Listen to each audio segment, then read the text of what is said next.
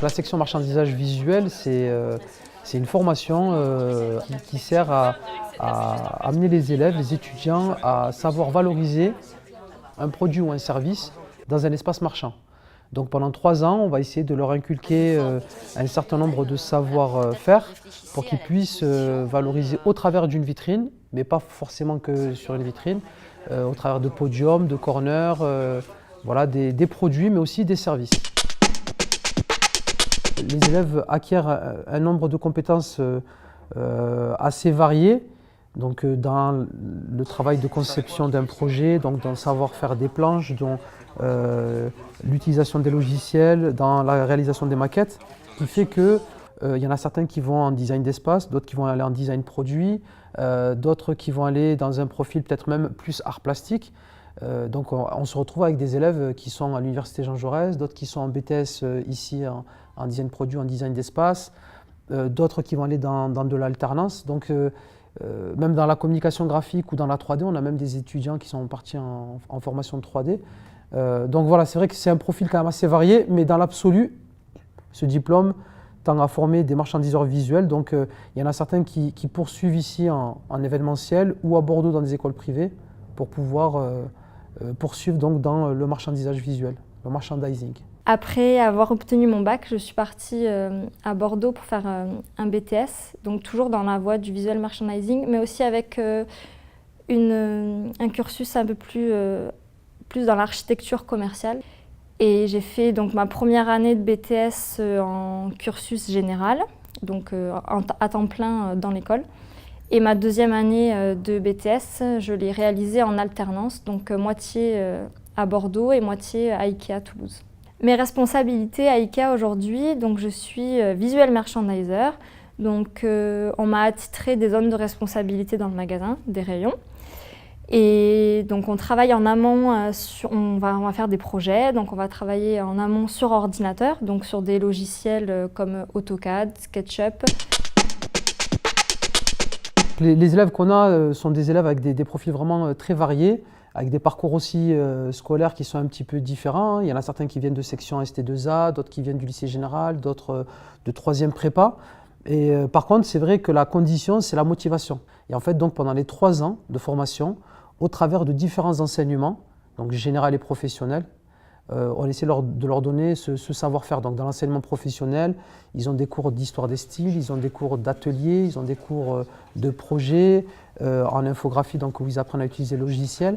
Et en fait, on essaie de poser ces bases au fur et à mesure des 3 années, et on monte crescendo au niveau des compétences pour qu'à la fin, ils puissent devenir de bons marchandiseurs visuels. Et on a de beaux parcours d'anciens élèves donc, qui travaillent dans de grandes enseignes qui permettent de valoriser les produits et donc de doper les ventes.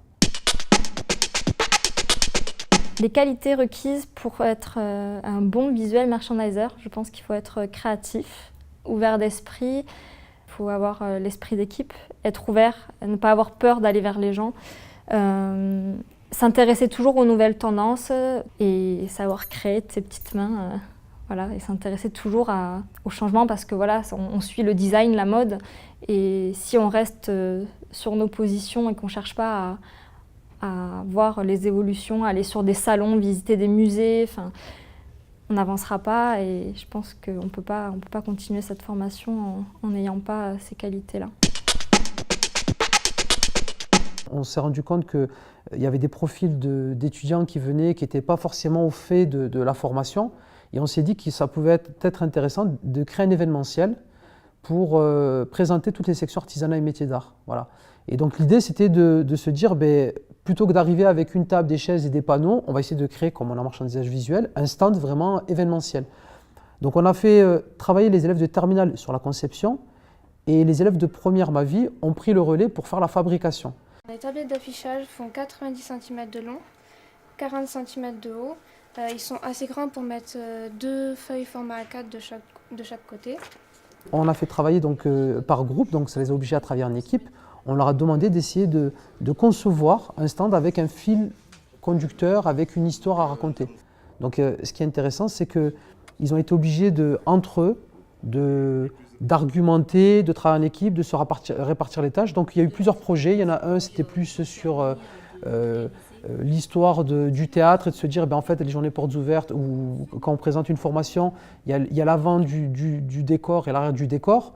Donc, ils ont travaillé sur une scénographie comme ça.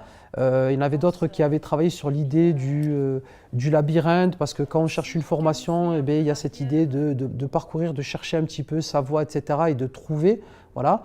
Il y a plusieurs projets. Et celui-ci, c'était cette idée de voyager, d'avoir une sorte de couloir du temps. Dans l'absolu, ça serait un stand qui serait démultiplié, en fait, avec toutes les formations. Et donc, on aurait les potentiels élèves, donc les collégiens, qui viendraient, qui déambuleraient, qui verraient un petit peu les travaux, les maquettes, etc. Et qui se regrouperaient ici sur la partie centrale où il y a une tablette, enfin où il y aura une tablette. Et ça leur permettra en fait de visualiser le contenu de différentes formations, de prendre le temps de la réflexion pour pouvoir se projeter. Et il n'y a pas de couleur, donc on reste sur du bois, du blanc, enfin pour le plexiglas. Pas un point de couleur, rien du tout. Donc il y avait déjà un travail sur la structure, ensuite il y avait sur l'habillage, voilà. Et donc ce qui est intéressant, c'est qu'en atelier, ils ont dû voir avec Régis et Pierrot qui travaillent pour l'usine, concrètement la découpe du bois, l'assemblage, comment le visser, voilà. Et donc ça, je trouve qu'il y a un travail comme ça de relais qui est intéressant parce qu'on explique aux élèves que dans les formations appliquées, en dehors des artisans qui font la conception et la fabrication, la plupart du temps, on est amené à déléguer. Donc là, il y a cette idée de la conception, c'est quelqu'un, la fabrication, c'est quelqu'un d'autre. Donc comment on transmet des informations d'une équipe à une autre et comment on fait avancer le projet. Voilà.